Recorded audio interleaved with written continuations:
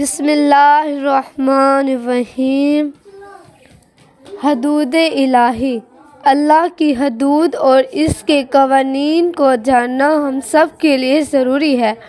کسی کے ساتھ بے ایمانی یا دھوکہ بازی کرنے سے پہلے انسان کو یہ سوچنا چاہیے کہ یہاں تو میں جو چاہوں کر سکتا ہوں، مگر جب آخرت میں خدا کے سامنے کھڑا کیا جائے گا تو کیا جواب دوں گا؟ خداوند عالم قرآن مجید میں ارشاد فرماتا ہے، بسم اللہ الرحمن الرحیم، لا تقف ما لیس لک بہ علم ان السمع والبصر والفؤاد کل اولئک کان عنہ مسئولا۔ اور جس چیز کا تمہیں یقین نہ ہو خواہ مخواہ اس کے پیچھے نہ پڑا کرو، کیونکہ کان، آنکھ اور دل سب سے قیامت کے دن باز پرس کی جائے گی۔ سورہ بنی اسرائیل آیت 36۔ لہٰذا ہمیں چاہیے کہ جس چیز کو ہم اچھی طرح نہ جانتے ہوں اس کے متعلق کوئی حتمی رائے قائم نہ کریں، کیونکہ قیامت کے دن انسان کے ہر عمل کی باز پرس ہوگی۔ جھوٹ کی کچھ قسمیں ہیں۔ مثلاً حق مہر کے بارے میں بہت سے لوگ جھوٹ بولتے ہیں، حالانکہ نکاح کے وقت وہ اپنی بیویوں سے مہر ادا کرنے کا وعدہ کر چکے ہیں مگر اب دینا نہیں چاہتے۔ خداوند عالم کا ارشاد ہے، اور اگر تم ایک بیوی کو طلاق دے کر اس کی جگہ دوسری بیوی لے آنے کا ارادہ کر لو تو اگرچہ ان میں سے ایک کو جسے طلاق دینا چاہتے ہو بہت سا مال دے چکے ہو، اس میں سے کچھ واپس نہ لو، کیا تم اسے کوئی بہتان لگا کر یا صریح ظلم کر کے واپس لو گے؟ اور تم کیوں کر اس کو واپس لو گے حالانکہ تم میں سے ایک دوسرے کے ساتھ خلوت کر چکا ہے اور تمہاری بیویاں تم سے نکاح کے وقت نفقہ وغیرہ کا پکا اقرار لے چکی ہیں۔ سورہ النساء آیت نمبر 20-21۔ جھوٹ سے متعلق قرآن مجید ایک ایسے شخص کا تذکرہ کرتا ہے جو جرم کرتا ہے مگر اس کے قبیلے والے کسی اور کو مجرم ٹھہراتے ہیں اور اس کے بے گناہی پر گواہ لاتے ہیں۔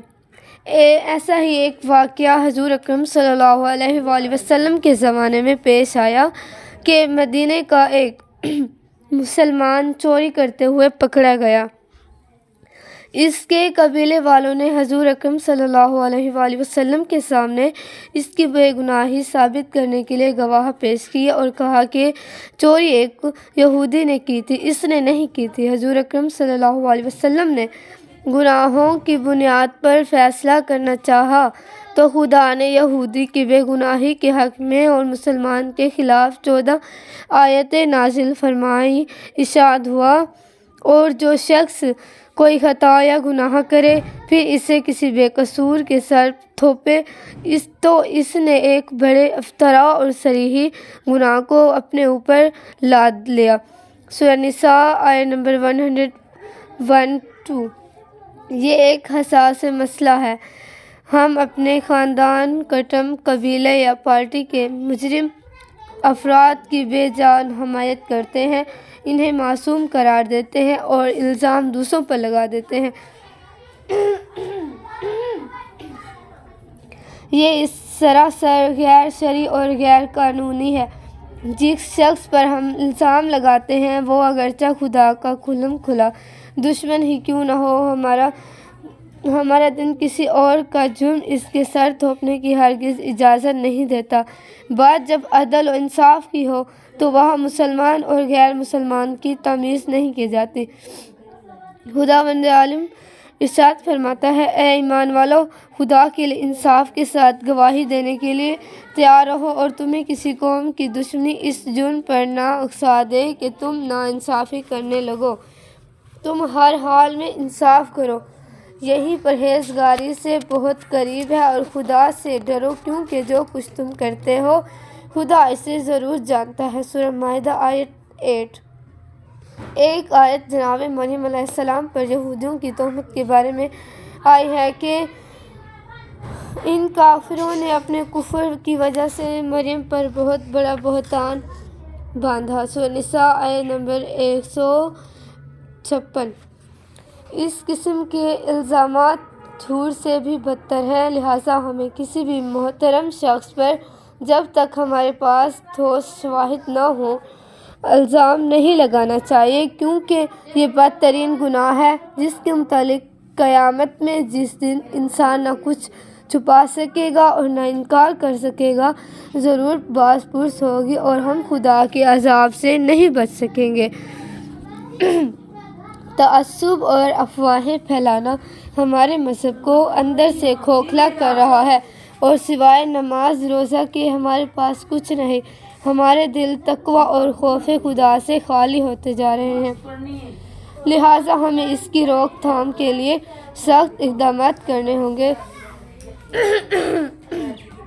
یہ بات صرف تقریر نہیں بلکہ یہ کلام الہی کا پیغام ہے اور اسے جاننا اور اس پر عمل کرنا ہم سب کی ذمہ داری ہے۔ چوتھی آیت میں بھی ایک ایسے ہی واقعے کی طرف اشارہ ہے اور یہ اس وقت نازل ہوئی تھی جب رسول اکرم صلی اللہ علیہ وآلہ وسلم کی ایک زوجہ محترم پر بھی ایسے ہی الزامات لگائے گئے۔ خدا نے اس آیت کے ذریعے ان لوگوں کی سرزنش کی جو بے بنیاد افواہیں پھیلاتے اور غلط الزامات لگاتے تھے، چنانچہ ارشاد ہوتا ہے، اگر تم لوگوں پر دنیا اور آخرت میں اللہ کا فضل اور رحم و کرم نہ ہوتا تو جن باتوں میں تم پڑ گئے تھے ان کی پاداش میں بڑا عذاب تمہیں آ لیتا۔ ذرا غور تو کرو، اس وقت تم کس سخت غلطی کر رہے تھے جبکہ تمہاری ایک زبان سے دوسری زبان اس جھوٹ کو لیتی چلی جا رہی تھی اور تم اپنے منہ سے وہ کچھ کہے جا رہے تھے جس کے متعلق تمہیں کوئی علم نہ تھا، تم اسے ایک معمولی بات سمجھ رہے تھے، حالانکہ اللہ کے نزدیک یہ بڑی بات تھی۔ کیوں نہ اسے سنتے ہی تم نے کہہ دیا کہ ہمیں ایسی بات زبان سے نکالنا زیب نہیں دیتا۔ سبحان اللہ، یہ تو ایک بہتان عظیم ہے۔ اللہ تم کو نصیحت کرتا ہے کہ آئندہ کبھی ایسی حرکت نہ کرنا اگر تم مومن ہو۔ سورۃ نور آیت نمبر 14 تا 17۔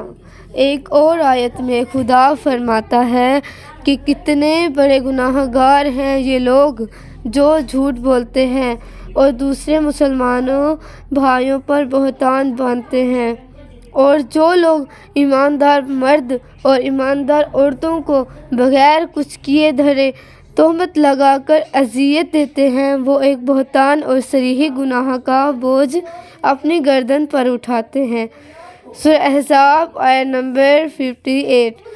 یہ ہیں خدا کی وہ حدود جن کو ہر حال میں مد نظر رکھنا ضروری ہے تاکہ ایک بہترین اسلامی معاشرہ تشکیل پا سکے، اور خدا بھی یہی چاہتا ہے کہ مسلمانوں کا ایک ایسا معاشرہ ہو جہاں ہر فرد اپنی جان و مال اور عزت و آبرو کو محفوظ سمجھے اور اس کے تمام افراد آپس میں یگانگی اور محبت کے ساتھ مسلمانوں کی فلاح و بہبود کے لیے مل جل کر کام کریں۔